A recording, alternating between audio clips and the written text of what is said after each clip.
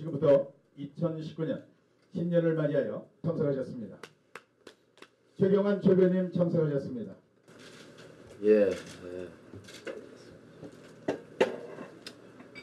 존경하는 국민 여러분, 또 사랑하는 당원 동지 여러분, 2019년 새해 벽두 희망을 말씀드리고 싶습니다. 희망을 위해서 민주평화당이 손에 잡히는 변화를 선도하겠다는 말씀을 드리고자 합니다. 민주평화당은 도끼를 갈아서 바늘을 만드는 그런 각오로 갈고 닦아서 팍팍한 국민의 삶을 바꾸는데 진력을 다하겠습니다. 현재 문재인 정부는 성패의 갈림길에 서 있습니다. 문재인 정부는 실패하면 안 되는 정부입니다. 촛불이 만든 정부가 실패한다면 그 부담은 상처는 고스란히 국민 몫이 되기 때문에 문재인 정부가 성공하는 것이 국민을 위한 길이라고 생각합니다. 그러나 이대로 가면 성공하기 어렵다고 생각합니다. 민생은 갈수록 어렵고 경제는 살아나지 않고 고용 지표는 최악이고 빈부격차는 더 벌어졌습니다. 국정 운영에 나날이 허점이 드러나고 사회적 갈등과 대립은 더 격해지고 있습니다. 최근에 국정 수행 평가는 부정이 긍정을 앞지르는 이른바 데드크로스를 지나고 있습니다. 여기에 집권 여당의 오만이 국민적 반감을 보태고 있습니다. 소위 20년 집권론, 지지자들에게는 좋은 얘기겠지만 국민들에게는 오만한 발언입니다. 문재인 정부가 성공하기 위해서 첫째, 개혁의 성과를 내야 합니다. 이제는 손에 잡히는 변화를 만들어야 합니다. 개혁의 최종 성과물은 법과 제도입니다. 선의, 좋은 뜻만 앞세우지 말고 개혁 입법을 추진해야 합니다. 재벌개혁, 조세개혁, 재정개혁, 교육개혁, 그리고 선거제도 개혁 기필코 해내야 합니다. 공수처법, 검경수사권 조정법, 공정거래법, 상법 개정, 지난 정기국까지 단 한 건도 처리하지 못했습니다. 둘째, 개혁의 방향성이 흔들려서는 안 됩니다. 경제 민주화 포기하면 안 됩니다. 공정경제 확립과 고용 분배 구조의 대전환에 착수해야 합니다. 정부 여당은 최근 경제 위기론이 확산되자 친재벌 정책과 실패한 기득권 경제 논리로 돌아가고 있습니다. 모든 공공시설을 민간 투자 사업 대상으로 하기에 이르렀습니다. 이명박 박근혜 정부와 그렇다면 하등 다를 바가 없습니다. 경기 둔화에 대응 조치는 적극적으로 하되 경제 개혁을 미루어서는 안 됩니다. 셋째, 개혁의 동력을 키워야 합니다. 개혁은 혼자 할 수 없습니다. 현재 국회의원 180석의 개혁연대가 가능함에도 불구하고 이것을 활용하지 못하는 점 안타깝습니다. 야 3당이 선거제도 개혁하자는데 의원 몇 석 더 얻자고 주저하고 있습니다. 자유한국당과 손잡고 개혁할 수 있겠습니까? 국정 운영에 개혁 야당의 협조는 선거제도 개혁에 동참하면 저절로 해결됩니다. 기득권에 기대거나 스스로 기득권화되지 않아야 개혁 동력이 살아납니다. 대통령부터 개혁 야당과 소통하는 노력을 시작해야 합니다. 선거제도 개혁의 해입니다. 기회는 아직 있습니다. 앞으로 20년 한국 정치는 선거제도 개혁의 성패가 달려 있습니다. 개혁이 안 되는 이유는 하나입니다. 거대 양당 기득권 때문입니다. 개혁은 출발부터 기득권 대 변화의 싸움입니다. 당파적 이해와 민심 간의 싸움입니다. 하지만 민심을 거스를 수는 없습니다. 지난 9일 국회 정개특위 자문위원단이 개혁 방안을 냈습니다. 국민 눈높이에 맞는 방안이라고 생각합니다.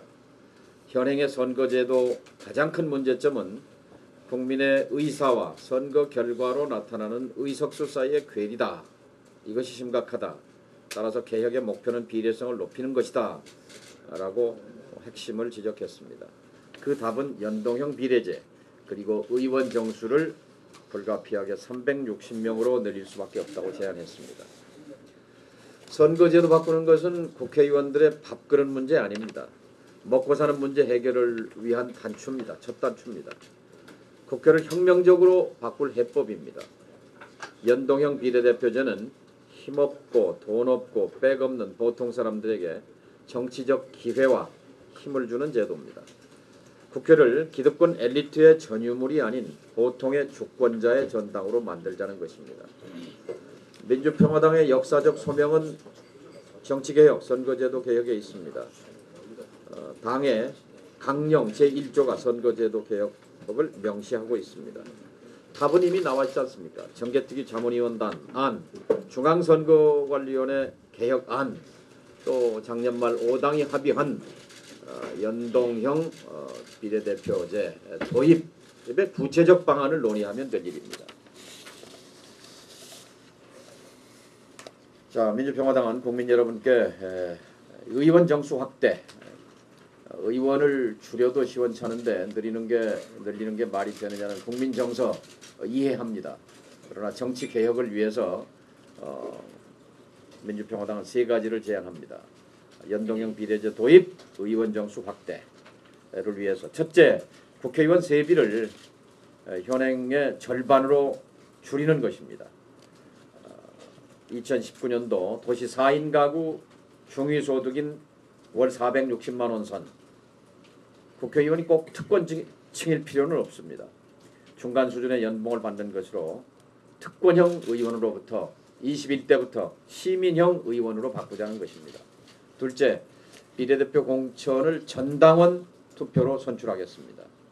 모든 정당이 따르도록 공직선거법에 명문화해야 합니다.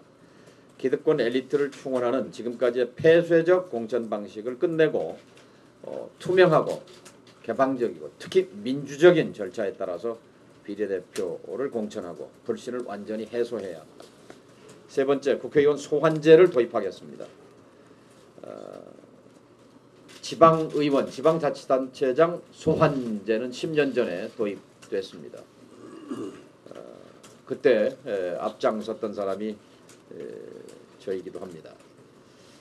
국회의원 소환제를 도입해서 국민을 무서워하는 정치를 실현하겠습니다. 선거제도 개혁은 1월 말까지 합의안이 도출돼야 합니다. 만일 이게 되지 않는다면 국회의원 300명 대신 시민의원 300명을 대통령이 무작위로 추출해서 시민의회 방식으로 시민의 집단 지성을 통해서 안을 만드는 방식으로 우회할 수 있습니다. 의지와 철학만 가지면 얼마든지 가능합니다. 신고리 5, 6호기를 공론화위원회를 통해서 합의안을 만들었듯이 안을 시민의회가 만들고 결정은 국회가 하면 됩니다. 가부간에. 이에 대한 대통령의 분명한 입장을 촉구합니다. 두 번째, 먹고 사는 문제. 핵심은 중소기업 중심 경제체제로의 대전환에 있습니다. 대통령이 대기업을 대변하는 대통령이 아니라 중소기업을 대변하는 중통령의 시대가 될 때 대한민국의 중산층이 두터워진다는 것이 저의 소견입니다. 최근 지표를 보면은 실업률, 경제성장률, 가계소득, 진위개수, 폐업률 등 모든 지표가 뒷걸음질 치고 있습니다. 하지만 뚜렷한 대책은 없습니다. 최저임금 인상마저도 경제적 약자들의 일자리 창출, 소득과는 거리가 먼 결과가 나왔습니다. 우리 앞에 두 가지 길이 있습니다. 하나는 친재벌 정책으로 지난 50년 관행을 따라가는 겁니다. 다른 하나의 길은 중소기업 중심 경제체제로 대전환을 이룩하는 길입니다. 이를 위해서 구조 개혁, 공정한 시스템을 만들어야 합니다. 재벌 중심 경제의 결과 양극화, 저성장을 낳았습니다. 이제 이 오래된 경제 논리와 결별하고 중소기업 중심 사회로 가야 합니다. 9988 중소기업, 기업의 99%가 중소기업입니다. 300인 이상 대기업의 비중이 1% 미만인데요. 이것을 늘리기 위해서도 중소기업이 중견기업, 중견기업이 대기업으로 갈 수 있게 첫째, 공정한 시장 질서를 만들어야 합니다.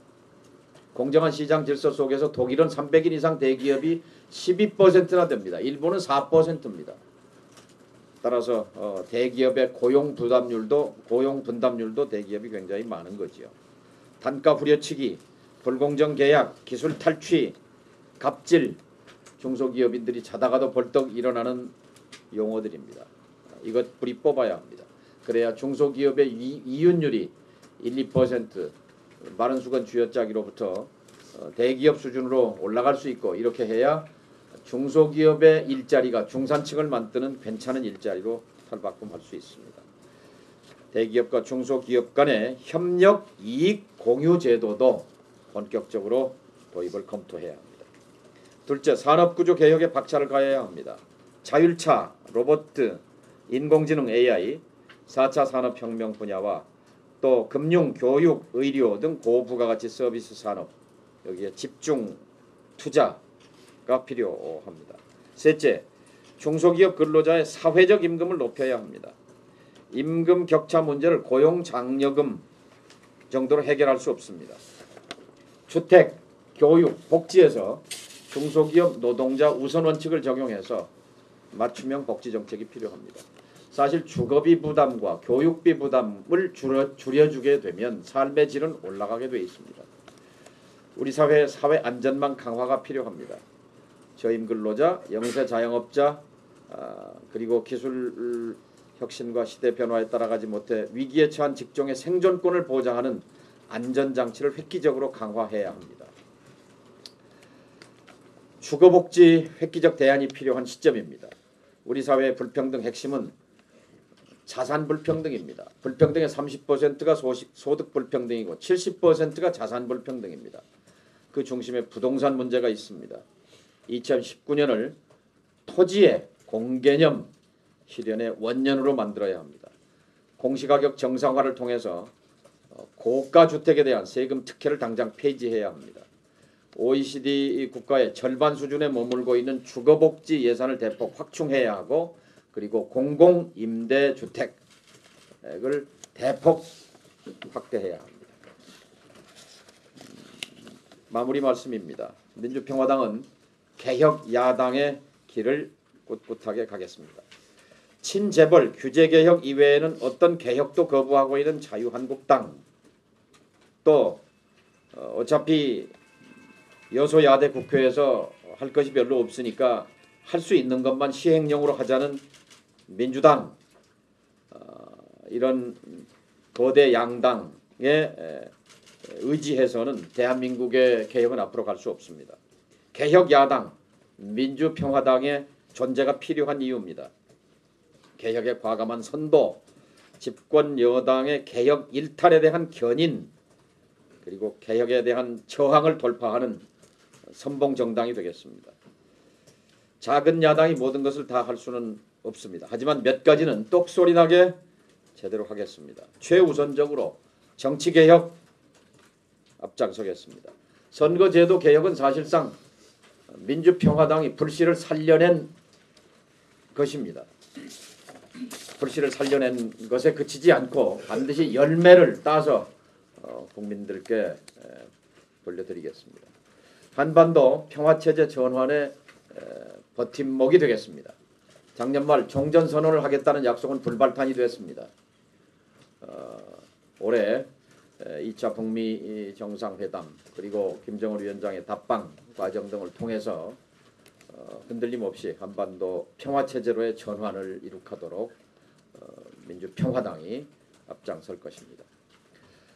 과감한 민생개혁을 추진하겠습니다. 미세먼지, 엊그제 말씀드린 대로 중국에 대한 저자세를 청산해야 합니다. 그리고 매일같이 다목적 기상항공기를 띄워서 실측 자료를 국민에게 정보 공개하고, 국민들이 이 미세먼지에 대해서 충분한 지식과 정보를 공유할 수 있도록 해야 합니다.